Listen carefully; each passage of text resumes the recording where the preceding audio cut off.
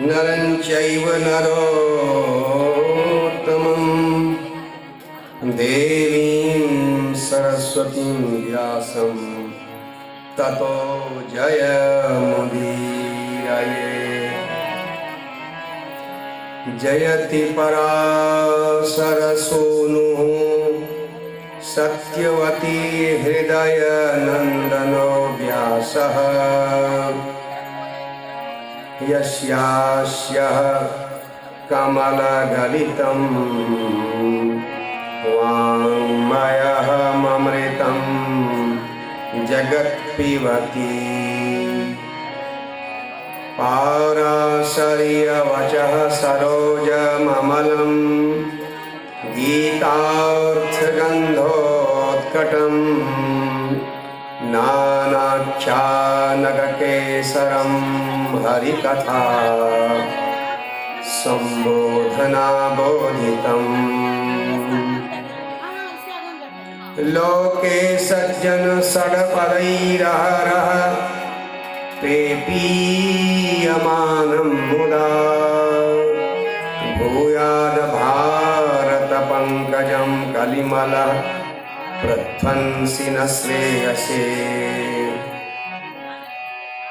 ॐ मूकं करोति वाचालं पङ्गुं लङ्घयते गिरिं यत्कृपातमहं वन्दे परमानन्दमाधवम्। यं ब्रह्मा वरुणेन्द्ररुद्रमरुतः स्तुन्वन्ति दिव्यैस्तवैः वेदैः साङ्गपदक्रमोपनिषदैर्गायन्ति यं सामगाः। ध्यानावस्थितगतेन मनसा पश्यन्ति यं योगिनो यस्यान्तं न विदुः सुरासुरगणाः देवाय तस्मै नमः। अखण्डमण्डलाकारं व्याप्तं येन चराचरं तत्पदं दर्शितं येन तस्मै श्री गुरवे नमः। गुरुर्ब्रह्मा गुरुर्विष्णुः गुरुर्देवो महेश्वर गुरु साक्षात् परब्रह्म तस्मै श्री गुरवे नमः। ॐ बालार्कायुततेजसां त्रिनयनां रक्ताम्बरोल्लासिनी नानालङ्कृतिराजमानवपुषां बालोदुराशेखरां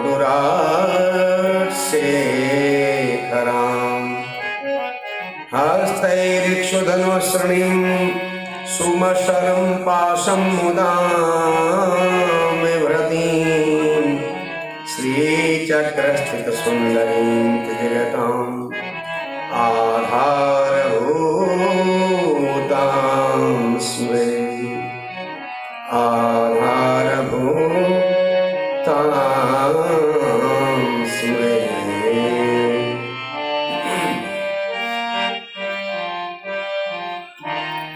जय भगवती देवी नमो वरदे जय पाप विनाशी बहुफल दे।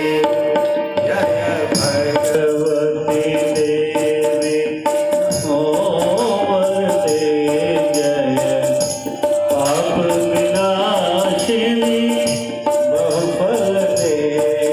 जय शुंभ निशुंभ कपाल धरे जय शुंभ निशुंभ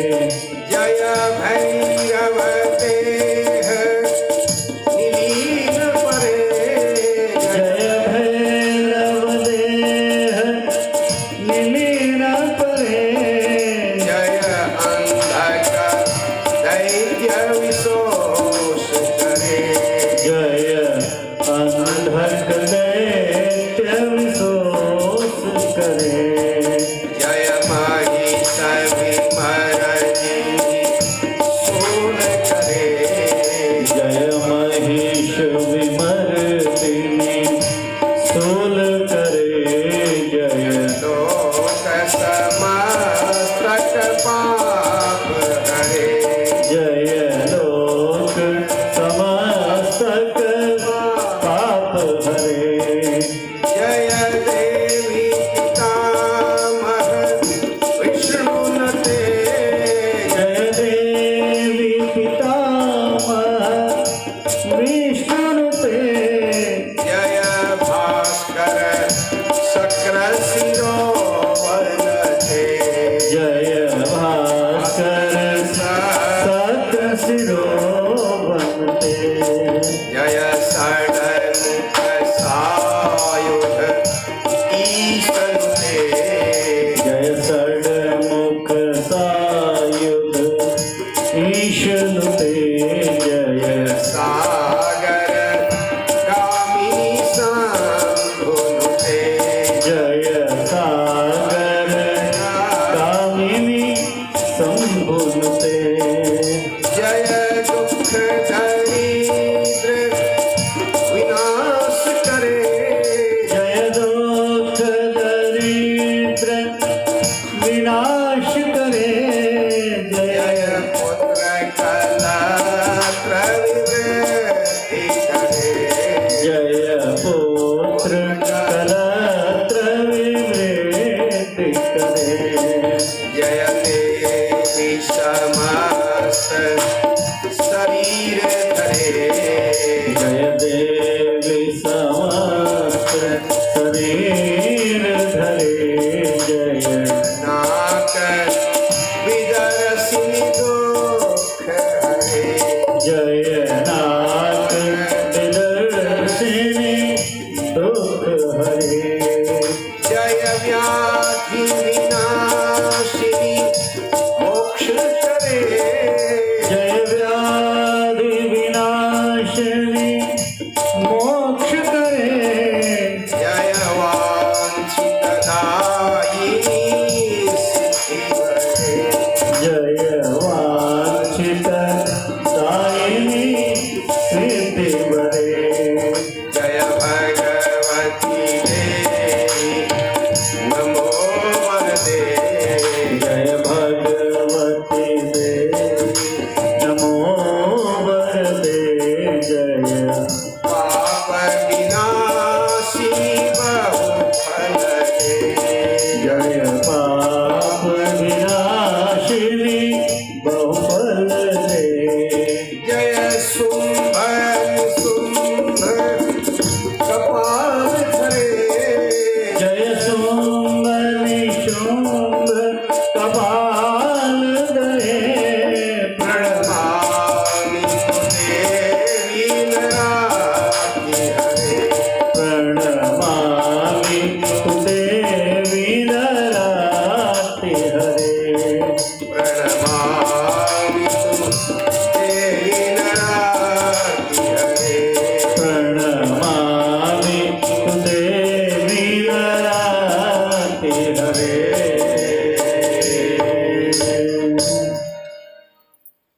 प्रेम से कहिए जगदम्बा मैया की जय हो वृंदावन विहारी लाल की जय हो पवन सुत हनुमान की जय हो उमापति महादेव की जय सियावर रामचंद्र की जय संत समाज की जय जय हो सत्य सनातन धर्म की जय हो सच्चे दरबार की जय हो भारत माता की जय जय हो गौ माता की जय उत्तराखंड की जय। प्रेम से कहिए भक्त और भगवान की जय। गंगा मैया की जय, यमुना मैया की जय, चारों धामों की जय, उत्तराखंड के समस्त देवताओं की जय, सिद्धों की जय, श्रीमद् देवी भागवत महापुराण की जय।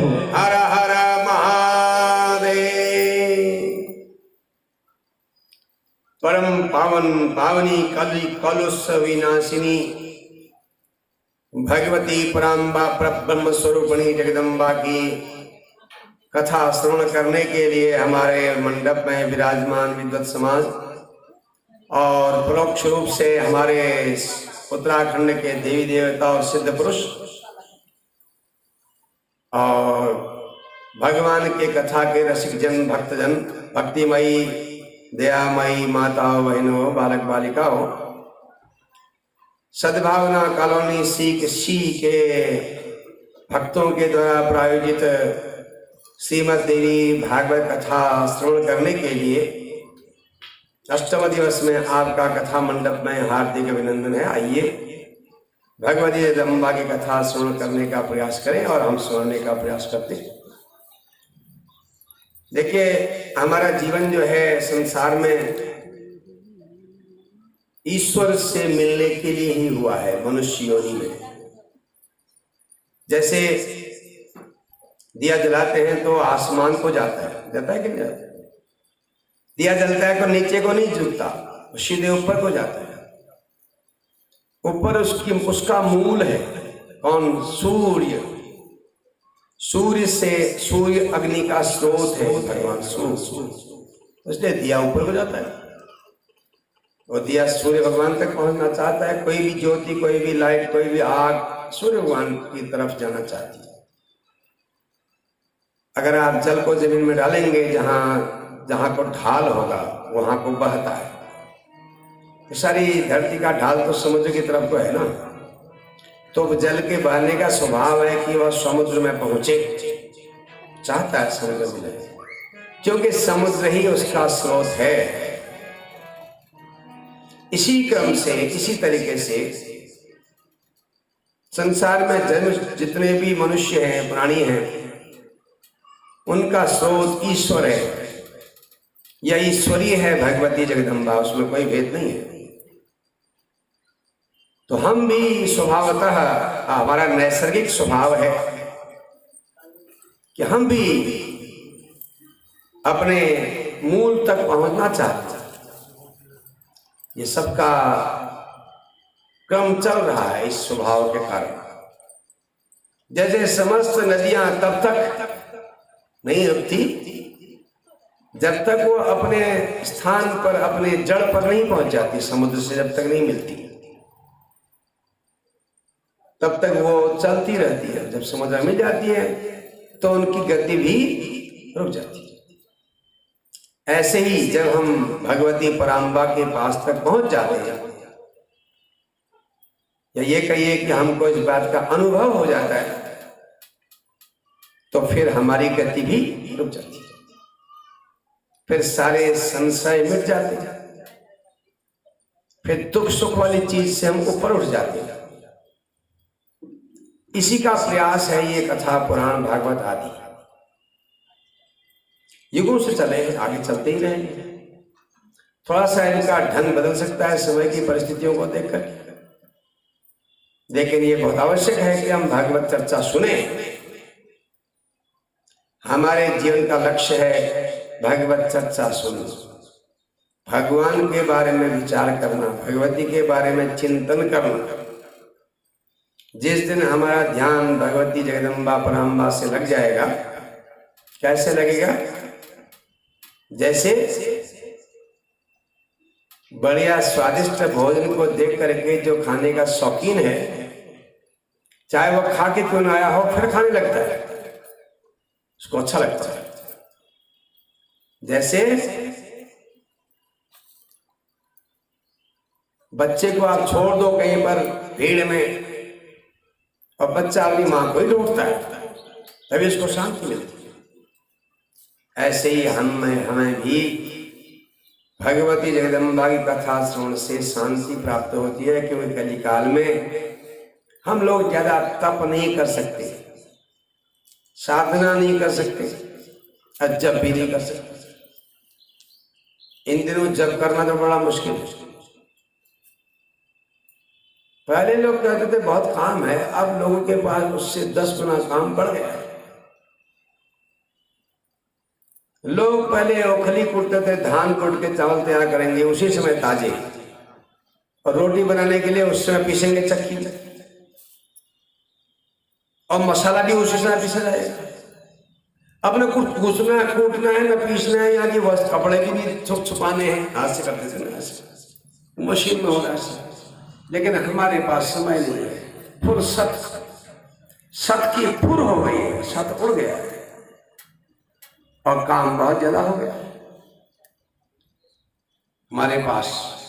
समझ रहे होंगे आप क्या काम हो गया, और लोग परेशान है काम के कारण। काम वैसे कुछ है नहीं, लेकिन बहुत हो गया। आप जानते हैं सबसे पहले सोने का काम बड़ा मुश्किल है। लोगों को नींद आती, 12 बजे सोते, कितना बड़ा काम है बताइए। टाइम पर खा भी ले दो 4 घंटे, उनको नींद नहीं आती, बैठे रहना पड़ता है। फिर अब देर में उठेंगे, 10 बजे 12 बजे उठेंगे, तो सभ्य लोग तो वही होते हैं ना जो देर में उठेंगे। पहले जो जल्दी उठते थे वो सुशिक्षित कह जाते थे, समझदार कहते थे। अब वो बेसमझ हो गए। जो जल्दी उठेगा वो बेसमझ, जो देर में उठेगा वो सभ्य कहें भाई आराम करो। हमारे लोगों को इस समय सूर्य भगवान के आगमन का कोई होश नहीं होता है। भगवान पहुंच जाते हैं, हम सो जाते हैं। फिर अब दिन पूरा आधा तो निकाल ही दिया। जब सुबह का काम समय पर नहीं हुआ होगा तो पूरा दिन में काम ही काम है। फिर बहुत सारे काम, छोटे मोटे काम तो हैं, लेकिन ये सभी भगवान की याद करते हुए किया जा सकता है। जिसको भगवत स्मृति आ जाती है वो अपने आप नियमित जीवन बिताने लगता है। हमारे सनातन धर्म में भगवान की प्राप्ति से पहले, भगवान के भजन से पहले नियमित और सात्विक जीवन की आवश्यकता होती है। आइए कथा आरंभ करें। संक्षेप में इस कथा को बता के हम आपको आगे बढ़ेंगे। भगवान श्री कृष्ण जी का जब अवतार हुआ ना, तो भगवती का भी अवतार। ये देवी देवता जो भी अवतार लेते हैं, विष्णु भगवान अवतार लेते हैं, बिना शक्ति के नहीं आते धरती। राम जी आए तो सीता जी भी आई। यहाँ कृष्ण भगवान के साथ वो आई, उनकी जो गरियां, उनकी रानियां हैं बाद में, वो बात अलग है। लेकिन उससे पहले यहाँ भगवती आई उनके जन्म के समय, तभी तो काम बना। ये कथा बहुत ही विस्तार से देवी भागवत में है, हम आपको संक्षेप में बता रहे हैं। आकाशवाणी ने कहा था जब धरती माता ब्रह्मा जी के पास गई कि मैं बहुत दुखी हूं, पापी राजाओं का शासन चल रहा है।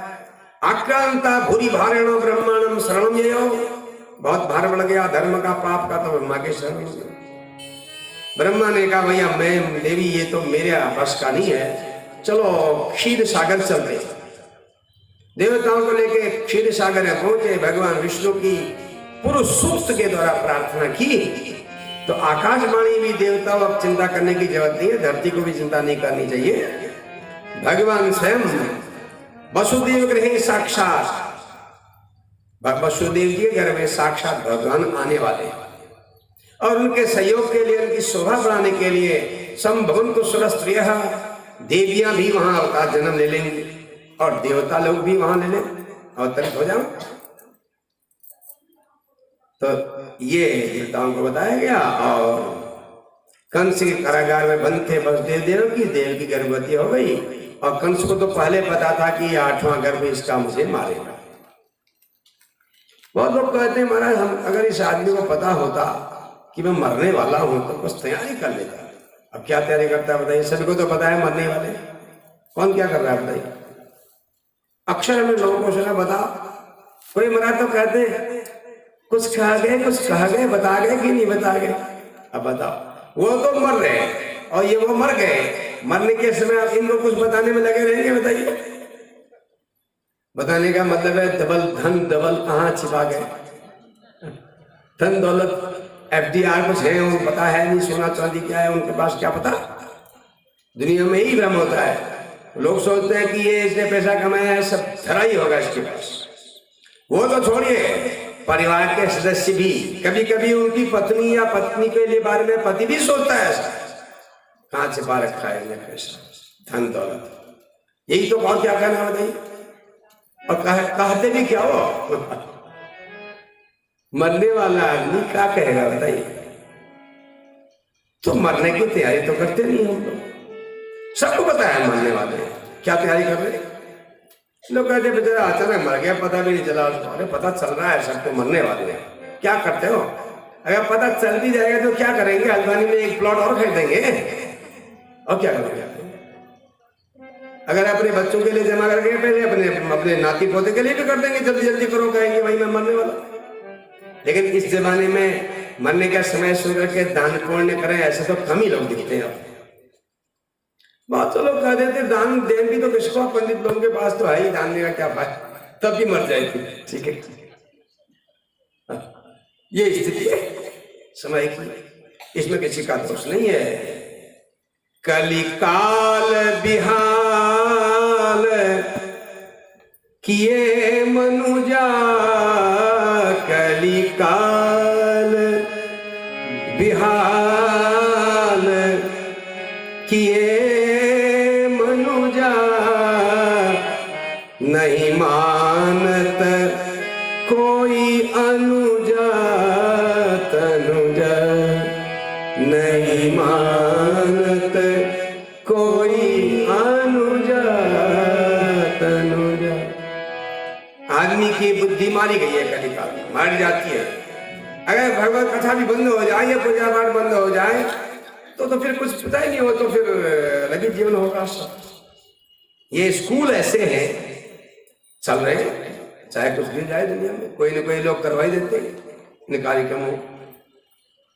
तो सज्जनों, भगवान का जब अवतार हुआ, आकाशवाणी ने कहा था योग माया जो है वो यशोदा के गर्भ से पैदा होगी भगवती, और वो भी भगवान का सहयोग करेगी। कंस ने 6 पुत्र मार दिए देवकी के, 7वें बार जो है शेष उनके गर्भ में आए। भगवान जब आते तो शेष भी आते हैं। शेष का मतलब जोड़ने घटाने के बाद जो शेष हो जाए, भाग देने के बाद जो शेष बच जाए, शेष का मतलब वही तो होगा। 5 में से 4 घटाया कितना शेष बचा, 1। ऐसे जो शेष रहता है दुनिया के नष्ट होने के बाद जो बचा रहता है उसको शेष कहते हैं, वो है धर्म, उसी का नाम है काल। हाँ, राम कथा, राम तुलसीकृत रामायण में और रामायण में देखिए, जब भगवान विष्णु राम जी बन के आए तो उनके साथ शेष थे लक्ष्मण। शेष के बिना भगवान नहीं आते। संसार की व्यवस्था करने के लिए 3 चीजों की जरूरत है भगवान को। एक तो शक्ति की जरूरत है, शक्ति के बिना काम नहीं होता, तो शक्ति के साथ प्रकृति हो जाएगी, फिर पुरुष होगा, फिर शेष होगा जो धारण करने करे इसको, वो धर्म है। धारणा धर्म मिथ्याहु धर्मो धारयते प्रजा। शेष का नाम धर्म भी कहते हैं, काल भी कहते हैं, शेष भी कहते हैं, और उसी को धारण करने का नाम धर्म कहते हैं संसार शास्त्रों में हमारे। तो देखिए भगवती का वहां हुई तो 7वीं बार देवकी के घर में भगवान शेष आए, और भगवती योग माया ने उसको खींच करके वसुदेव जी की दूसरी पत्नी जो गोकुल में रहती थी रोहिणी के घर में पहुंचा दिया। परिदार ने कहा उसका तो घर बर्बाद हो गया, 7वां, ऐसा वहां अफवाह चला। 8वें बार भगवान देवी के घर में आए, सभी देवता भगवान की स्तुति करने आए।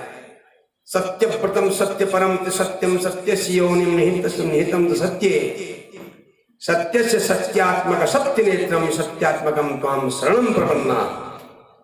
कहा भगवान आप सब सत्य ही, सत्य व्रत है, तीनों कालों में सत्य है, सत्य में स्थिति है, स्थित है हर काल में, सत्य की योनि है, सब सत्य रूप है। हम आपके दर्शन करना चाहेंगे, अब हमको बालक रूप में देखेंगे आपको हम, तो भगवान समय आने पर अवतरित हो गए और पहरेदारों को नींद आ गई और वसुदेव देवकी की हथकड़ी बेड़ी जो है वह जो है खुल गई। जब ज्ञान आता है तो दुनिया की हथकड़ी हमारे हाथ से उतर जाती है, पांव की बेड़ी भी टूट जाती है। ज्ञान आ गया ना, भगवान आ गया, ज्ञान भगवान का रूप है। फिर संसार में रहते हुए भी हम संसार में नहीं बचते। अच्छा एक बात सोचिए अपने दिमाग में, सबको चिंता लगी रहती है कि नहीं लगी रहती है? यहाँ भी जितने लोग आए हैं इनमें 2-4 लोगों को इस समय चिंता भूले होंगे, वैसे क्या पता सब भी भूल गए होंगे, लेकिन जैसे ही कथा पूरी होगी तो फिर लगती है चिंता। घर जाओ चिंता, बाहर जाओ चिंता, इधर जाओ चिंता, बाजार जाओ चिंता। पत्नी बाजार चलेगी तो पति को फिक्र लग जाती है, पति जाए तो पत्नी को फिक्र लगती है। वही सोचता है कहीं टक्कर न हो गई हो स्कूटर से, मोटरसाइकिल से, फिर उसके अंदर कंपन होने लगती है वहां बैठे बैठे, सोचता है, चिंता करता है। लेकिन जब वो बाजार गया है तो आप तो उसको पकड़ नहीं सकते, बचा नहीं सकते, तो फिर काहे के लिए चिंता कर रहे? हमारे पुराणों से ये बात मालूम होती है, जो आपके हाथ में नहीं है उसके लिए तुम चिंता करते हो, इससे बेवकूफी कुछ है ही नहीं।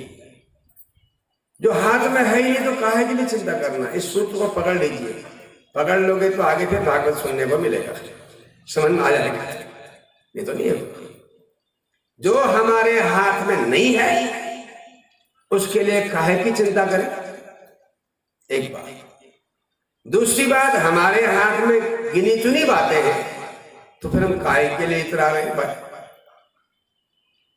बहुत लोग कहते हैं करोड़पति है, बहुत पैसे वाले हैं। पैसे वाले से क्या होता है बताइए? अब कोई यह कहे कि इनके पास इतना पानी है, टंकी छत में तो 100 टंकियां भर रखी हैं, अब उससे क्या होगा? पानी तो जितना चाहिए उतना ही लगाए। आप कहें कि साहब हमारे पास तो पानी का समुद्र है, तो समुद्र से क्या कर लोगे? ऐसी धन दौलत की बात है। संसार की धन दौलत छोड़ो, जो भी चीजें हैं वो हमारे लिए उपयोगी उतनी है जितनी हमारे पास। अब 80 वर्ष के बूढ़े से कहो लो खूब रबड़ी खाओ, कैसे खाएगा बताइए? जिसके पेट में अल्सर हो रहा है उससे कहा खूब चटनी खाओ, तो कैसे खाएगा? नहीं खा सकता, नहीं मारा जाए। तो हमारे सामने इसका मतलब है परम सामर्थशाली भगवान है, भगवती है, हमारे हाथ में जब है ही नहीं तो हम क्यों परेशान हैं? बस अब जो होगा सो देखा जाएगा, जैसा बाजा बजेगा वैसा ही नाच करेंगे। हम पहले ही क्यों बैठे रहे कि हम तो इसी गाने में नाच करेंगे? आजकल महिलाओं का महिला संगीत चलता है, वो पहले ही घर से तैयारी करके आएंगे, हम तो इसी में नाच करेंगे। और उसी में नाच सिखा भी होता है, ट्रेनिंग भी होती है। ये तो चल जाएगा, वहां से गाने नहीं है, गाना नहीं दूसरा लगा, लेकिन हर जगह तो ऐसा नहीं हो सकता जो आप चाहिए। जो हम चाहते हैं वो हर जगह नहीं होता। इसका मतलब हमारी सामर्थ्य सीमित है, भगवती की सामर्थ्य असीमित है। कंस ने समझ लिया था कि मैं बलवान हूं बस, अब कुछ कोई नहीं है बलवान। तो परिदास हो गए, भगवान ने उनको बता दिया तुमको कंस का डर है तो वहां पहुंचा दो नंद महाराज के गोकुल में, वहां योगमाया पैदा हुई है। ले गए, सब दरवाजे भी खुल गए और यमुना जी ने भी रास्ता दे दिया। गोकुल गए तो वहां के दरवाजे भी अपने आप खुल गए। जब ज्ञान आता है तो सारे दरवाजे खुल जाते हैं। हमारे शरीर में 9 दरवाजे हैं, हाँ, और सब खुले ही रहते हैं। बाहर को खुले हैं 9 खिड़की का पिंजरा तेरा, खुले पड़े सब द्वार। 9 खिड़की का पिंजरा तेरा, खुले पड़े सब द्वार।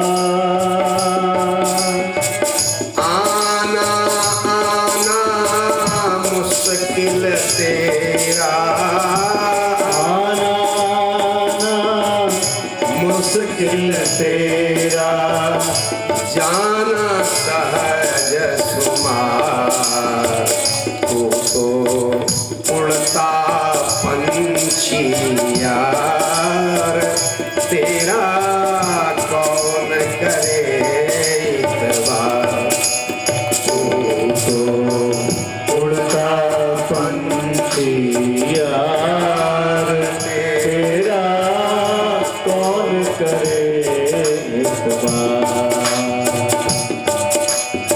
कोट बनाऊं किले बनाऊं, कोट बनाऊं किले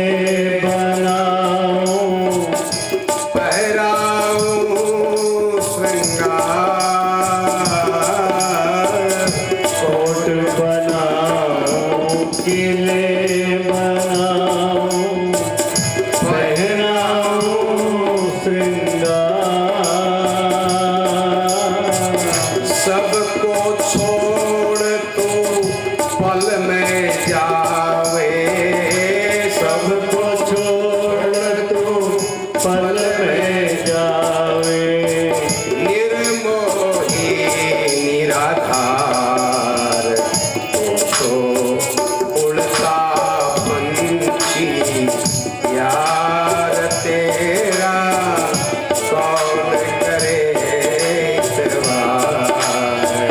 तू तो उड़ता पंछी यार तेरा कौन करे इतबार, तेरा कौन करे इतबार।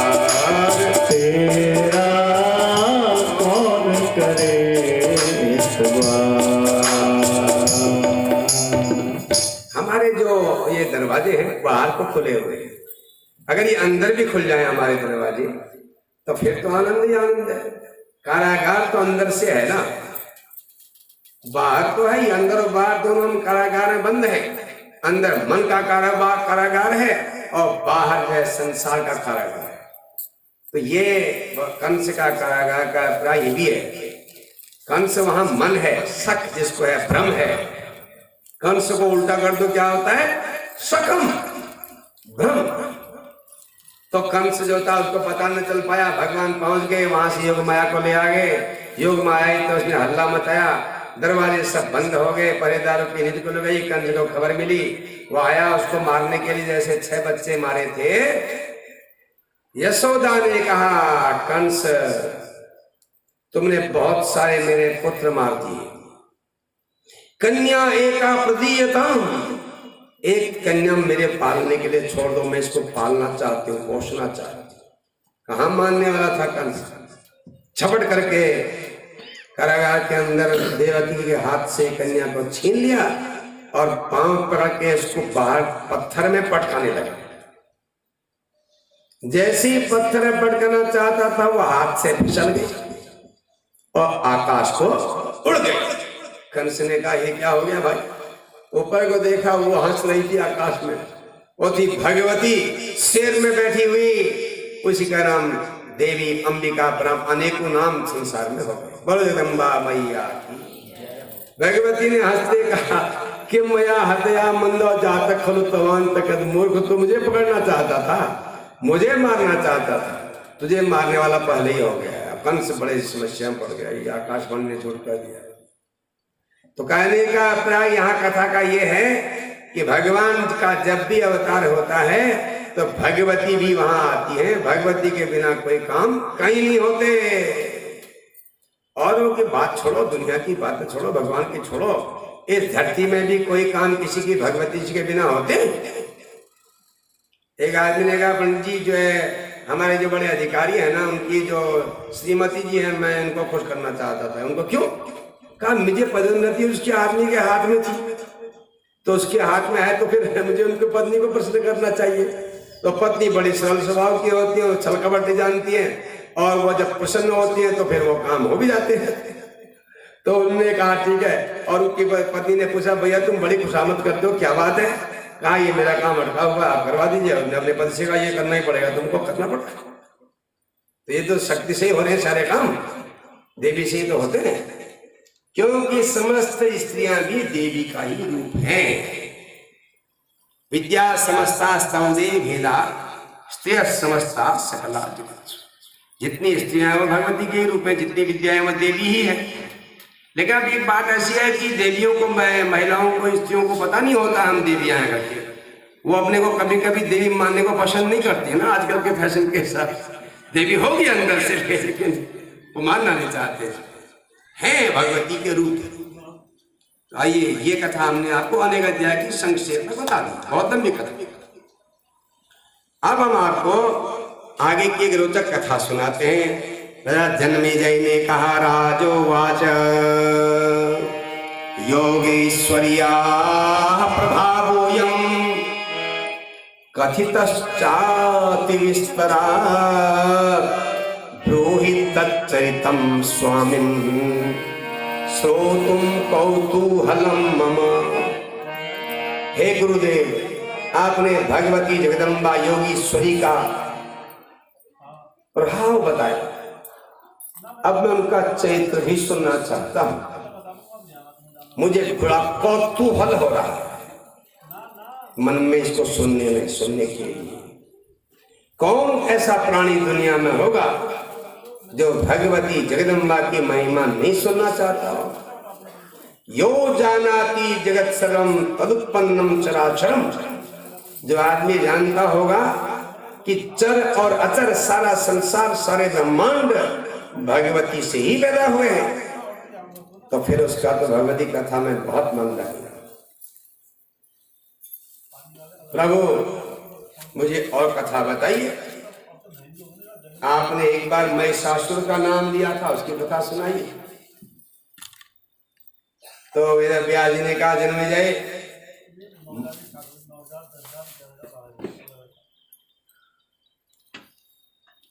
हे जन्मेजय, महिषो नाम राजेंद्र चकार तप उत्तम। इस पृथ्वी में एक बहुत बड़ा राजा हुआ था जिसका नाम था महिष। उसने घोर तप किया हिमालय में जाकर के, जिसे देख के देवता भी चिंतित हो गए, घबरा गए। हजारों वर्षों तक किया। पहले युगों में मनुष्य की आयु उसकी इच्छा के अनुसार बढ़ जाती थी।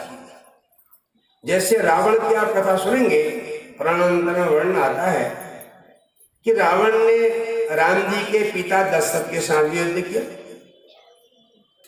उनके पिता अज के साथ भी युद्ध किया, हारता रहा। और बाद में राम जी के साथ भी युद्ध किया। रावण अपने तपस्या के बल से अपनी उम्र बढ़ा लेता था, बढ़ जाती थी ना तपस्या करेंगे तो। अभी भी जो तपस्वी है उनकी उम्र अच्छी होती है कि नहीं होती है? अगर आप ठीक से भोजन करते हैं, समय पर उठते हैं, समय पर सोते हैं, समय पर खाते हैं, सात्विक भोजन करते हैं, तो आपकी उम्र भी अच्छी होती है और आप बिस्तरे में भी जल्दी नहीं पड़ते। दुनिया में देख लीजिए, अब जो खाते ही रहते, दिन भर सोते ही रहते, समय पर नहीं उठते, काम नहीं करते, आलस्य करते हैं, दुर्व्यसनी हैं, उनको रोग लग जाते हैं। जिनका खान पान ठीक नहीं है वो जल्दी बीमार होकर के बहुत से चले भी जाते हैं जल्दी। ज्यादा खाने का मतलब उन्होंने लंबे समय का खाना जल्दी खा लिया ना, काम पूरा कर दिया पहले। हिसाब से अनाज मिला हुआ है आदमी को। ये प्राण वायु भी, हवा भी हिसाब से मिली हुई है। योग शास्त्र में कहते हैं कि अगर आप लंबी सांस लेते हैं तो आपकी एक ही गिनी जाएगी ना, वो थोड़ी थोड़ी लेंगे वो भी एक एक गिनी जाएगी। तो लंबी श्वास तो उम्र बढ़ेगी। ऐसी भोजन कम खाओ। शास्त्र में तो यहाँ तक कहा है कि गृहस्थी को 2 बार भोजन करना चाहिए और 3 बार भोजन करना चाहिए। अब हम ठीक उल्टा करते, भोजन 3 बार करते हैं, मौका लगा तो 4 भी कर लेते, और भजन 1 बार ही नहीं करते। इसलिए आजकल मनुष्यों की आयु का पता नहीं होता।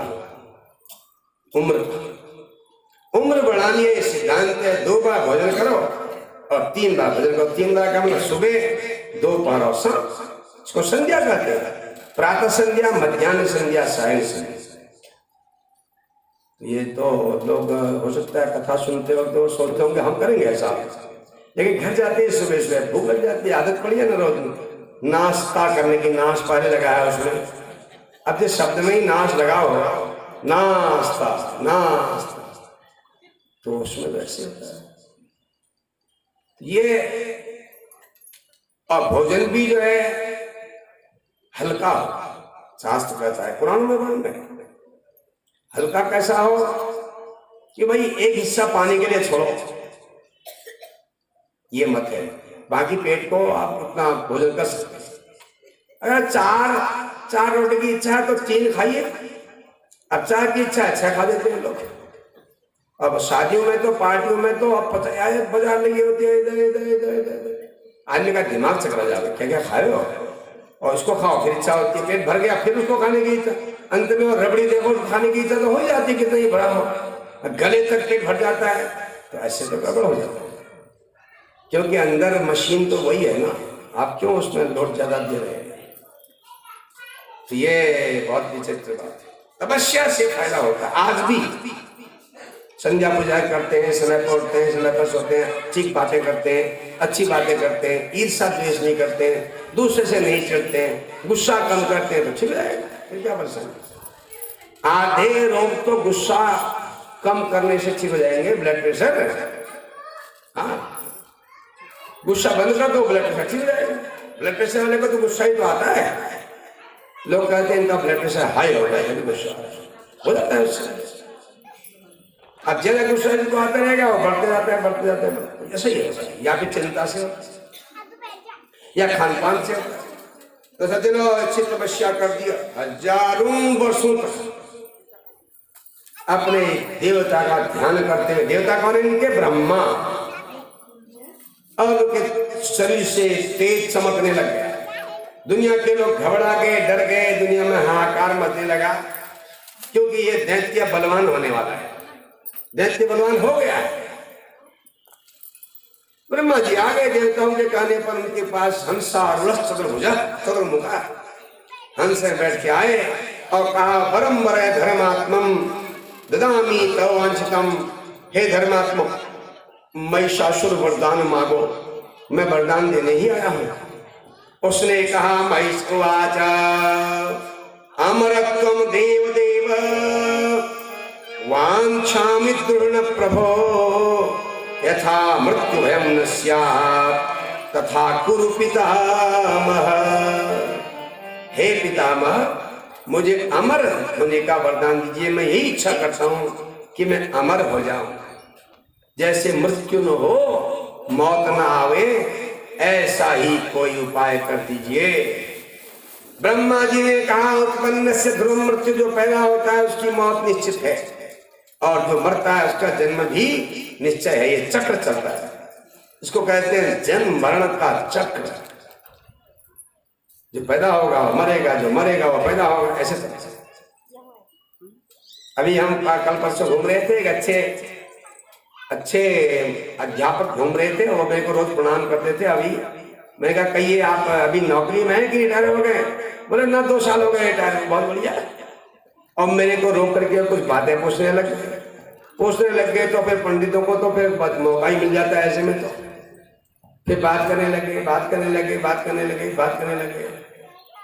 लगे, मैं भी यही मानता हूँ कि संसार में दोबारा जन्म नहीं होता है। अपने आप रिटायर होने के बात कर रहे थे ना, वो पहले भी कहते होंगे, मेरे से कहा। तो मैंने कहा, मुझे ऐसा नहीं लगता था आप इसको मानते होंगे। चलो अच्छी बात है, आप मानते हैं। तो आप क्या मानते हैं, ये आदमी बनते हैं दोबारा? बोले हाँ, आदमी बनते होंगे, और चिड़िया ही बनती होंगी, और कुत्ते ही बनते होंगे। ठीक है, हम मानते हैं आपकी बात। तो ये बताओ कि एक कुत्ता रईस के घर में पैदा होता है, उसको कार मिलती है घूमने के लिए, दूसरा कुत्ता है सड़क में रह रहे रात में, गर्मी ठंडे में, ऐसा क्यों होता है? बोले नहीं, मैं आपका बात का विरोध नहीं कर रहा हूं, ये तो मेरे जो पता समझती हो। अब वो चुप हो गए, उनको समझ में नहीं आया क्या बताया। अगर संसार में सबके लिए बराबर है तो आदमी भी सब बराबर एक जैसे ही होने चाहिए। कोई सेठ, कोई गरीब, कोई रूपवान, कोई कुरूप, कोई लंगड़ा, कोई लूला, कोई अंधा, कोई लक्षण क्यों हो रहे भाई? भगवान तो सबके लिए धूप बराबर दे रहे हैं, पानी बराबर दे रहे हैं, जल बराबर दे रहे हैं, अनाज सबके लिए धरती पैदा करती है बराबर। तो फिर ये अलग किस्म के क्यों होते हैं? ये कर्म का सिद्धांत है। जैसे कर्म मनुष्य करता है उसी के अनुसार उनका दिन होता है। फिर कहने लगे, फिर क्या गुरुजी 84 लाख योनियां सच है? वो मेरा तो शास्त्र की बात झूठ हो ही नहीं सकती, क्योंकि वो तो अनुभव की हुई बात है, देखी हुई बात है। फिर मानने लग गए। ये पश्चिम की कहावत है कि भाई एक बार पैदा हो गया, अब दोबारा तुम होने वाले हो ही नहीं। उन्होंने तो कम से कम ये कहा कि आदमी मरेगा फिर पैदा हो जाएगा, आदमी बन जाएगा। लेकिन पश्चिमी जो संस्कृति है उसमें तो यह है कि एक ही बार पैदा होना है, फिर कुछ होना ही नहीं है। तो इसलिए उड़ाओ, खूब उड़ाओ, ठाट करो, बर्बादी करो। वो हम भी सीख रहे हैं आजकल। आप देखिए, महिषासुर से ब्रह्मा जी ने ये कहा कि भाई सब मरते हैं संसार में, दूसरा मारो। उन्होंने कहा, महाराज फिर ऐसा उपाय करिए, न देवा मानुषात् दैत्यात् मरणम में पितामह। कोई देवता मुझे न मार सके, मनुष्य मुझे नहीं मार सके, कोई दैत्य के हाथ से मैं न मरूं और कोई पुरुष भी मुझे न मार सके तो योषा माम का अनिश्यति, तो स्त्री मुझे कैसे मारेगी? तो मेरी मौत जब भी होवे स्त्री के हाथ से होवे ऐसा वरदान दीजिए। ब्रह्मा ने ऐसा ही कहा यदा कदा भी दैत्येंदो नार्यस्ते मरणम ध्रुवम, हे दैत्यों के राजा महिषासुर, जब तुम्हारी मौत होगी किसी स्त्री के हाथ से ही होगी। उन्होंने सोचा स्त्री को क्या ताकत है, जब कोई देवता मुझे नहीं मार पाएंगे, दैत्य नहीं मार पाएंगे, तो महिलाएं क्या कैसे मारेंगी मेरे को? उसने ये सोचा। एक समय ऐसा भी था जब महिलाओं को अबला कहते थे। अबला का मतलब जिसके पास बल नहीं है। कुछ मामले में ये बात सच भी है। आजकल के जमाने में भी कितनी होशियार बलवान महिला, उससे कहा जाए तुम रात में जाओ बाजार जाके ले आओ सामान, उसको हिम्मत नहीं आएगी, उसको भय रहेगा, उसको सहयोग की जरूरत होती है। प्रकृति का नियम है, उसमें लालित्य होता है, भय होता है, चिंता अधिक होती है आदमी से। तो ये उसने समझ लिया कि सभी ऐसे ही होंगे, भाई मुझे कोई नहीं मार सकता, मैं तो इतना बलवान, ठीक है ऐसे ही। व्यास जी ने कहा वरदान मिल गया, ब्रह्मा चले गए। जन्मेजय ने कहा कि जरा ये तो बताइए किसका बेटा था ये महिषासुर, इतना बलवान कैसे हो गया? देखिए जब किसी अच्छे बच्चे की बात आप देखते हैं तो लोग पूछते हैं इसके पिताजी का नाम क्या, इसका माँ का क्या करती है, तो देखते नहीं। बच्चा अगर अच्छा हो तो लोग उसके माँ बाप को जरूर पूछते हैं, और बच्चा अगर बिगड़ा हुआ हो तब भी माँ बाप को पूछते हैं। अगर कोई बच्चा कहीं भीड़ भाड़ में उपद्रव करे तो लोग कहेंगे भैया तुम्हारे पिताजी का नाम क्या है, माँ क्या करती है? कारण यह है कि माँ बाप चाहे कितने ही अच्छे क्यों न हो, अगर उनका पुत्र या पुत्री गलत काम करने वाली हो जाएगी तो लोग कहेंगे जब जिनके बच्चे इतने खराब हैं तो माँ बाप इससे तो कई गुना ज्यादा ही खराब होंगे। तो बच्चे जो हैं माँ बाप का नाम मिटा देते हैं, इसलिए कहते हैं कि बच्चे को ठीक से बनाओ। अब बच्चा अगर अच्छा हो गया, बेटी अगर अच्छी हो गई तो लोग कहेंगे जिनके बच्चे इतने अच्छे हैं, चाहे माँ बाप बेकारी क्यों न हो, कहेंगे वो कितने अच्छे होंगे बताओ, हम देखना चाहते हैं उनको माँ बाप। इसलिए लोग अपनी संतान को सुधारते हैं ना, कि लोग कहें अरे किसके बच्चे हैं, किसके बच्चे हैं, तो दोनों हिसाब से कहेंगे। वो चोरी करेगा तब भी किसके बच्चे हैं कहेंगे, लेकिन उसमें बदनामी हमारी हो। प्रसंग आ गया, उसको आपको सुनना इच्छा है, आपने सुनी भी होगी पहले। ब्राह्मण का एक ही पुत्र था, पढ़ा लिखा करके उसको आगे बढ़ाया, बाद में वो IAS में निकल गया, उसके बाद फिर DM बन गया। धीरे धीरे DM बन गया तो उसकी शादी अभी नहीं हुई थी। ब्राह्मण ने कहा बेटे की शादी कर दो, पंडित जी ढूंढने लगे अपने हिसाब से। तो ये नए जमाने की ही बात है। माँ बाप ने बेटे से कहा तो अपने मन से ढूंढ देगा कि हम ढूंढते हैं। उसने कहा मुझे क्या अंदाजा आता है इसको ढूंढने का, क्योंकि मेरी शादी जिसकी हुई है वही तो जानेगा कैसा ढूंढना चाहिए, जिसकी हुई नहीं वो क्या जानेगा बताइए। बस से लड़के कहते लड़की देखने जाओ तो उसका हम इंटरव्यू लेंगे। इंटरव्यू में क्या करेंगे, अंग्रेजी में बात करेंगे। भूल जाओ आप अंग्रेजी बात करना, तुमसे अच्छी अंग्रेजी लड़कियां बोलती हैं आजकल। अब तो अंग्रेजी कोई कहता नहीं, फिर भी इंटरव्यू लेना चाहते, तो वो नहीं पहचान सकते कन्या को। उसके बारे में कोई किसी आदमी का पता एक दिन में लग जाता है, किसी का पता महीने में लगता है, किसी का महीना 6 महीने में पता लगता है। हमारे गुरुजी कहते थे किसी का पता साल भर में भी नहीं लगता, और किसी के साथ बरसों साथ रहोगे फिर भी पता नहीं चलता। तुम कैसे जान लोगे थोड़ी देर सूरत देख करके कि ये कैसी है या ये कैसा है? इसलिए उन लोगों के द्वारा कराओ जिन्होंने इस चीज का अनुभव किया है। ये हमारे यहाँ होता है भारतवर्ष, अभी भी होता है। बेटे ने कहा नहीं वो तो आप ढूंढिए। अब लड़का DM है तो अपने आप समझे कि हाई स्कूल पास लड़की थोड़ी शादी करने आएगी उसके साथ, वो कहेंगे भाई ये DM है हमारे बस का नहीं। गरीब घर वाले भी नहीं आए तो संपन्न घर की एक लड़की मिल गई जो MSc फिर PhD की हुई थी, डॉक्टर, शादी हो गई। वो पढ़ी तो बहुत थी, एक किताबी पढ़ाई होती है, एक व्यवहारिक पढ़ाई होती है। किताब में आप फर्स्ट निकल गए, बढ़िया पास हो गए, लेकिन आप व्यवहार जानते ही नहीं है तो पढ़ाई बेकार है, खाली पेट की पढ़ाई है। आपने बहुत पढ़ाई लिखाई कर रखी है, मोहल्ले में जब आपकी लड़की निकलती है तो बूढ़े लोगों की तरफ भी नाक भौं शिकड़ बोलते हुए जाती है, तो लोग क्या कहेंगे बताइए। वो तो उसको घमंड है कि मैं बहुत पढ़ लिखी हूँ, बहुत तनख्वाह मेरे को मिलती है, उसको घमंड उनको दिखाने में लगी है। तो ये तो व्यवहारिक ज्ञान का अभाव है ना, कमी है।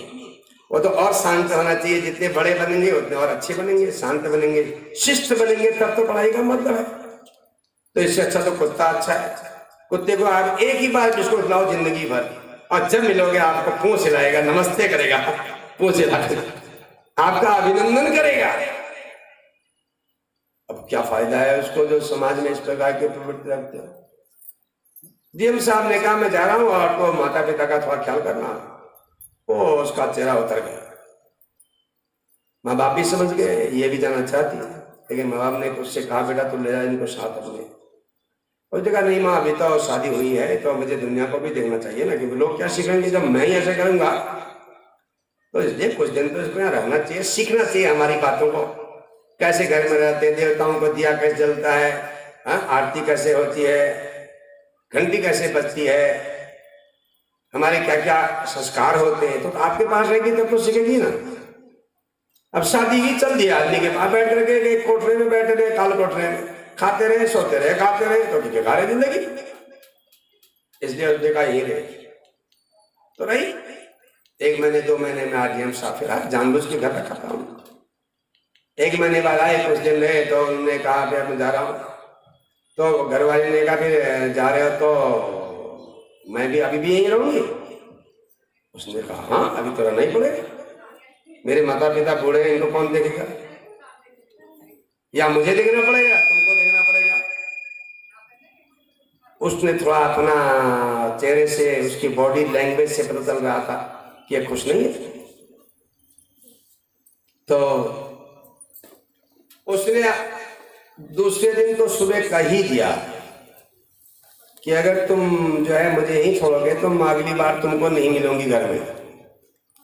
उसका मतलब था कि मैं मर जाऊंगी। ये होता है, ये तो मूर्खता की बात है। समझदार महिला ऐसा क्यों कहेंगे बताइए, जिसके अंदर कुछ गुण है तो वो क्यों कहे ऐसा। लेकिन उसने कहा, डीएम ने समझ लिया कि अगर ये कह रही है तो मर भी जाएगी, क्या जा रहा है, कह रही है। तो उसने कहा ठीक है तुम मेरे साथ चलो। वो खुश हो गए, तैयारी करने लगी। तब डीएम ने अपने माँ बाप को भी तैयार कर दिया था। इसी बीच जाते वक्त आगे से अपने पति के पीछे से वो लगी, तो पति ने कहा आगे से मेरे माँ बाप भी चलेंगे, मैं माँ बाप के साथ रहूंगा। माँ बाप मेरे साथ नहीं बल्कि मैं माँ बाप के साथ रहूंगा। उसने तो उसका तो चेहरा